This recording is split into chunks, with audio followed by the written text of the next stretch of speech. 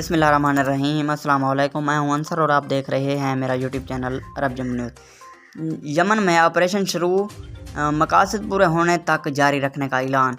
अरब इत्तेहादी अफवाज ने कहा है कि यमन में सना और अल हुदैदा में ख़तरे का बायस बनने वाले ज़राए को फ़िज़ाई हमलों का निशाना बनाने की कार्रवाई शुरू कर दी है।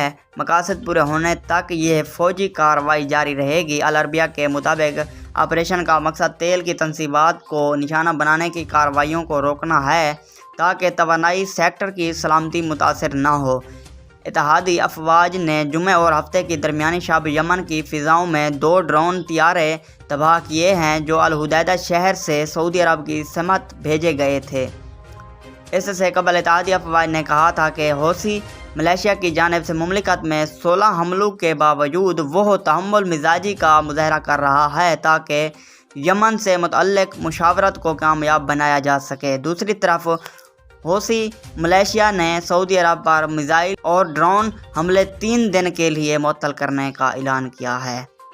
अगर आज की वीडियो अच्छी लगी हो तो मेरी वीडियो को लाइक कर दें। चैनल पर नए हैं तो चैनल को सब्सक्राइब करना ना भूलें। बहुत शुक्रिया।